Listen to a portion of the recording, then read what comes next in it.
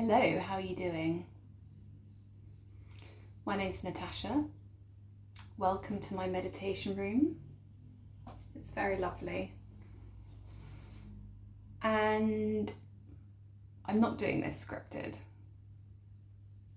but I have been thinking about this topic, I think a lot.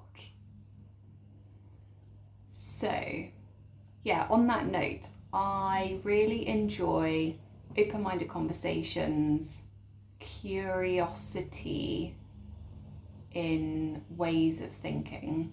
I just find it really exciting. And I like joining the dots between things to make sense of us, ourselves, and the world. So, by trade, I'm a qualified physio. I work with people to help transform from pain and injury, but I also, I'm looking out the window, sorry. I also have very much of a preventative mindset. I always have done. That's been my consistent element throughout my career. So what I'm going to chat with you today about is a connection between body, mind, and spirit, our spiritual selves. For me, you don't have to buy into any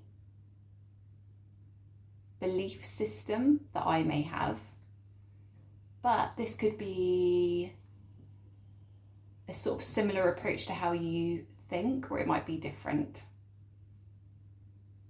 But I always believe we should be celebrated for our differences. And again, it's part of that open conversation narrative that I really like. So emotions are energy in motion. And that for me fits really nicely into the fact that I'm qualified in movement therapy and exercise rehab. So it's just taking why we move and why it's good for us to another deeper level. So if emotions are energy in motion, that means they're designed to flow through us and not stay stuck at any point in the body. And through life and through experiencing our human vessel, it is possible that emotions get stuck. And you may well have experienced what that feels like. And there won't be one sensation to describe how that feels. There is a school of thought, nothing's about this is fact, right? So that's why I say it's a school of thought, that the body is our subconscious mind, and our subconscious mind is where we process information. It holds our beliefs and our values, and all of that dictates our behaviour. And if it's subconscious, we're aware of parts of it, but there are parts of our beliefs, for example, that we're not necessarily aware of at every given moment. Just like our breath, we're aware that to exist, we are breathing, but we're not thinking about it every second of every day. And our beliefs about ourselves and our worth will and our experiences will impact our belief systems. I mean, that's a whole another depthly conversation, of course, but that will impact how we view the world around us and the choices and the decisions that we make, and the stories, the narratives that we hold as well. So that's why I believe, with my experience as a physio, that these are really important connections to make, because we have choices every day whether or not we want to strength train, do some mobility, do some flexibility, go for a run, go for a bike ride. You get the gist. And depending on how our belief systems about ourselves are tuned, that's going to impact what choices we make. So I've got some questions I'd like to share with you for you to use as journal prompts. They're not the only questions, they're just some ones to get started with. So question 1, and this is all to help you tap into the body, not even tap in, tune in, go inwards, because that's where the magic is. Question 1, where can you feel the breath in your body? And you might feel a natural deep breath in and sigh out. I did anyway. Where do you feel the breath in your body? Question 2, are there any parts of your body that in this moment you don't feel connected to?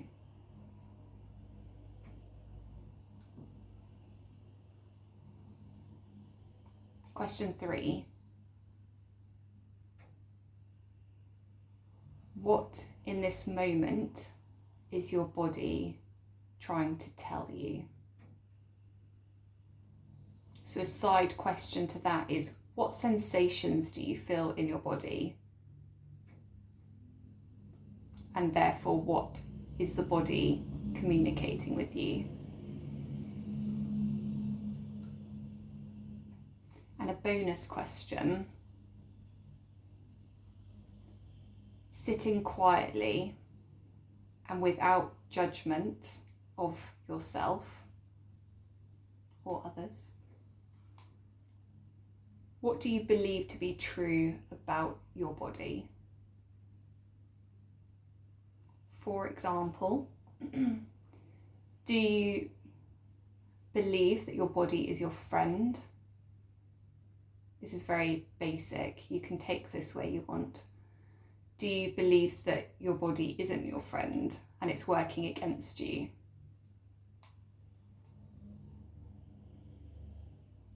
So what do you believe to be true about your body? And there are some questions for you to have a feel. This is not an overly cognitive exercise. This is about feeling into your body and tuning in and going inwards. So I invite you to sit with that, create a sustainable practice. So that might be 1 minute, 2 minutes, 5 minutes, whatever you want to give to that practice. And I feel that alongside movement practices, which will be another video, this is a really nice way to start connecting the dots between our physical, I was going to say mental, what other word do I like? Mind, body, and spiritual body, to help us